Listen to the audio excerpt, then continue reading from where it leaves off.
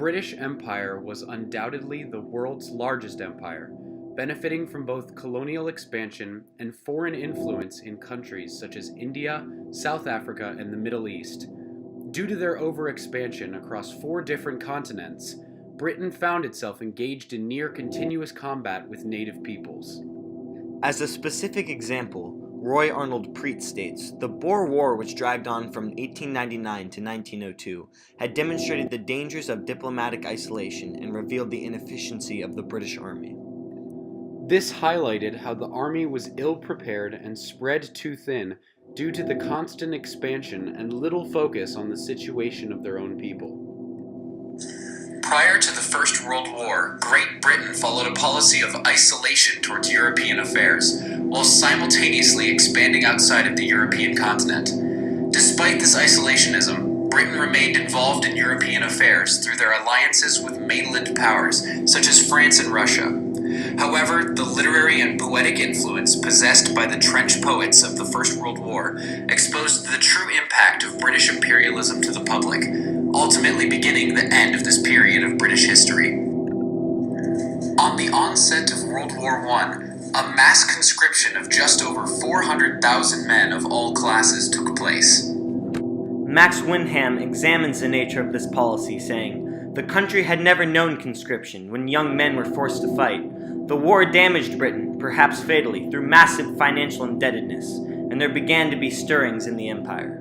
There was no discrimination for people of all occupations, classes, or backgrounds. Initially, all of these groups were ready and willing to go and defend their country due to the recently bolstered nationalism from the Napoleonic Wars. An example of this nationalism can be found in the famous poet Rupert Brooke's poem 1914, The Soldier, in which he writes, if I should die, think only this of me, that there's some corner of a foreign field that is forever England.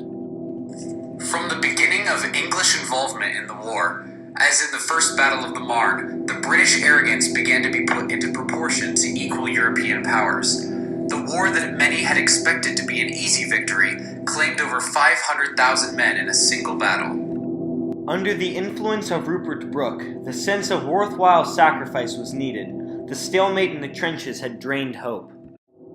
Brooke's obituary was written by Winston Churchill and was published in the Times, demonstrating how influential he had become through his poetry.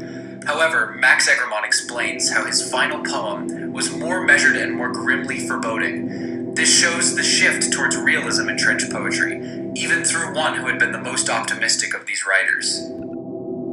Consequently, as the war continued, an increasing number of poets began to write critically of the war, painting a more realistic picture of the situation.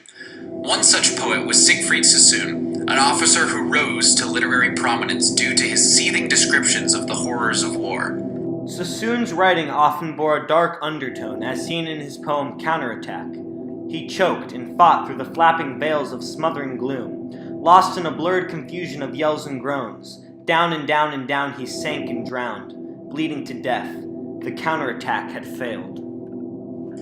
Nearly all of Sassoon's writings included dismal descriptions of the trenches. However, the British government attempted to no avail to ban his poetry under the Defence of the Realm Act of 1914, which attempted to ban all anti-war writings. The act states that its purpose was to prevent the spread of false reports or reports likely to cause disaffection to His Majesty. However, these writings were still published widely in newspapers in the United Kingdom. A similar poet named Wilfred Owen is arguably the most famous of the English wartime poets. At the beginning of the war, Owen himself stated, "I do now most intensely want to fight." But as he continued to fight in the war, he became vehemently opposed to it and expressed that through his writings. Arguably the most famous of not only his own poetry, but also of all British World War I poetry was his poem Dulce et Decorum Est. He writes, "My friend, you would not tell with such high zest, to children ardent for some desperate glory, the old lie, Dulce et Decorum Est, pro patria mori."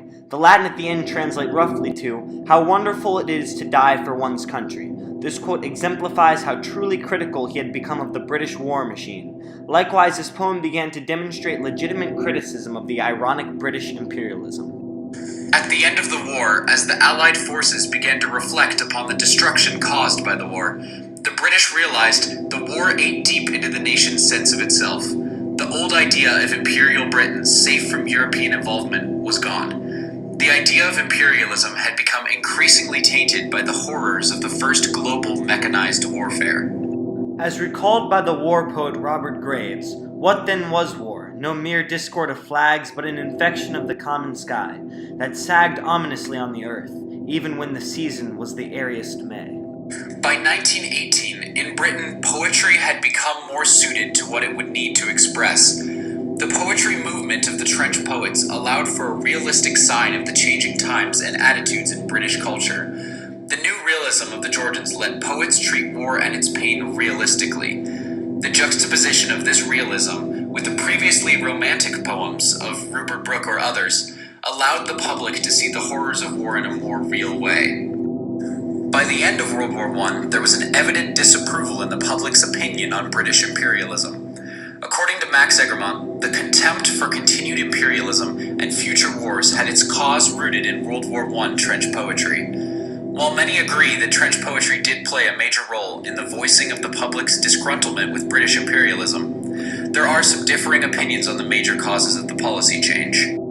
Samuel Brown from Walla Walla University cites that the main causes of the end of British imperialism were caused by ambiguously external forces, and historian G.H. Bennett argues that policy change occurred mainly due to public disgruntlement at British involvement in Arabia over oil. Both of these arguments are taking the stance that the main problems occurred externally through foreign policy.